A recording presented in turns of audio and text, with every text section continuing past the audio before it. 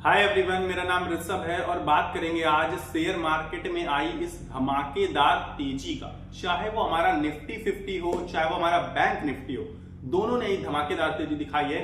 खास करके निफ्टी 50 ने, क्योंकि निफ्टी 50 का आप पाएंगे करीब 1% की उछाल थी। अब ये उछाल क्यों थी?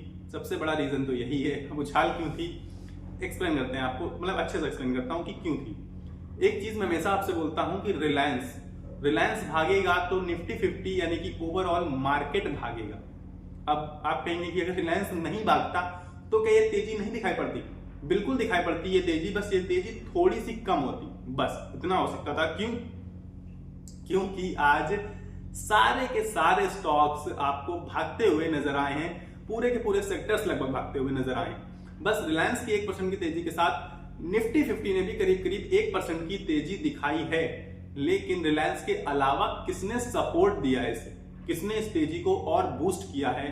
वो है हमारा आईटी सेक्टर। आईटी सेक्टर के सारे स्टॉक्स, पूरा का पूरा सेक्टर 2 से 3% भागता हुआ नजर आया। चाहे वो हमारा इन्फोसिस हो, चाहे वो हमारा टीसीएस हो, चाहे वो विप्रो हो, चाहे वो टेक महिंद्रा हो, सारे स्टॉक्स में धमाकेदार तेजी थी। इस बारे में ऑलरेडी मैंने आपको बताया भी था कि अमेरिका की तेजी के साथ जुड़ा हुआ। देखिए अमेरिका में इतने सडन चेंजेस हो रहे हैं तो आईटी सेक्टर बूस्ट होगा वहां पर, तो यहां हमारा आईटी सेक्टर भी उसे फॉलो करेगा और आगे भागता हुआ नजर आने वाला है। अब बैंक निफ्टी के भी कुछ स्टॉक्स हैं जो कि हमारे निफ्टी 50 का हिस्सा हैं।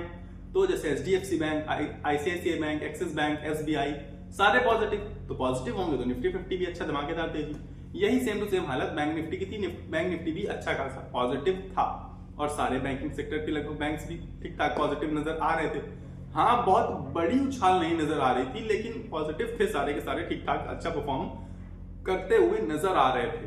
अब आप कहेंगे कि भैया आपने कहा था इन्वेस्टमेंट अभी पूरी मत करना, धीरे धीरे करना, ऐसी बातें बोल रहा था ना मैंने, तो मैं अभी वही बातें बोलूंगा आपसे कि धीरे धीरे करके आप इन्वेस्टमेंट के मौके खोजिए, मौके तलाशिए और इसके बाद इन्वेस्टमेंट करिए। क्योंकि इन्वेस्टमेंट एक देखिए लॉन्ग टर्म स्टोरी है। हाँ, इन्वेस्टमेंट का मतलब ये नहीं होता कि आप आज इन्वेस्टमेंट करके कल पैसा कमा लेंगे। इन्वेस्टमेंट करनी है ना आपको तो किसी भी लेवल पर कर लीजिए। दूसरी चीज मैं आपको कहूंगा कि इन्वेस्टमेंट जो होती है वो निफ्टी 50 के लेवल्स पे नहीं की जाती है। निफ्टी 50 के लेवल्स पे आप इन्वेस्टमेंट करने जा रहे हैं क्या? आपको इन्वेस्टमेंट करनी है पर्टिकुलर स्टॉक पे, और इस समय भी बहुत अच्छे और बहुत ऐसे स्टॉक्स हैं जो अपने लगभग 52 वीक लो पे या फिर बहुत सस्ते दामों में तो पक्का से मिल रहे हैं। अब आप कहेंगे कि तो आप ही बता दीजिए कौन से हैं वो स्टॉक्स। तो मैं कहूंगा बिल्कुल बताऊंगा मैं आपको। वो है एक टाटा मोटर्स, अपने आप में एक दिग्गज कंपनी है। आप सबको हैरानी होगी टाटा मोटर्स का नाम सुन के, क्योंकि अच्छा परफॉर्म नहीं कर रहा है, बहुत ऊपर से गिरा है और बहुत अच्छा गिरा है। मैं तो कहूंगा 35% करीब करीब गिरावट का सामना करना पड़ा है इसको। और जब उठेगा ना तो यकीन मानिए ये 35% कुछ नहीं है, 350% उठने की दम रखता है ये शेयर। क्यों रखता है ये भी आपको बता देता हूं मैं एक लाइन में। टाटा मोटर्स जो है उसका मेन सेगमेंट इस टाइम पर क्या है, मेन फोकस क्या है?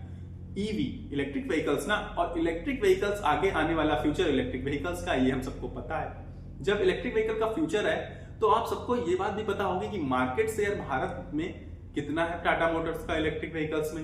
वो है टोटल 70%। तो बेटा गुरु हो जाओ शुरू। टाटा मोटर्स में लॉन्ग टर्म में इन्वेस्टमेंट की खरीदारी की बिल्कुल सलाह है, बहुत अच्छी सलाह है और ये 10-20 गुना होने की सलाह है। मैं तो कहूंगा 10 साल 15 साल आपको वेट करना पड़ सकता है, पर इन्वेस्टमेंट का मतलब क्या होता है यार कि आप इन्वेस्टमेंट कर रहे हैं फ्यूचर के लिए। बिल्कुल खरीदारी करिए, टाटा मोटर्स अच्छा शेयर है। ऐसे बहुत सारे और भी शेयर्स मिलेंगे और मैं पर्टिकुलर वीडियो लेके आऊंगा बल्कि कि इस टाइम पर कौन से ऐसे 10 शेयर्स हैं जो बहुत सस्ते दामों में मिल रहे हैं। उन्हीं में से इधर से आप बैंकिंग सेक्टर की तरफ अगर नजर उठा के देखेंगे तो पाएंगे एक्सिस बैंक बहुत अच्छे दामों में मिल रहा है, IndusInd bank, Kotak Mahindra bank अच्छे बैंक से अच्छा परफॉर्म करेंगे, आपको अच्छी कमाई करके देंगे अगर आपके पोर्टफोलियो में होंगे तो, नहीं तो फिर कोई क्या कर सकता है। अब कुछ चीजें होती हैं ऐसी जो महंगी होती हैं, पर फिर भी हमें वो चीजें अपने पास रखनी चाहिए।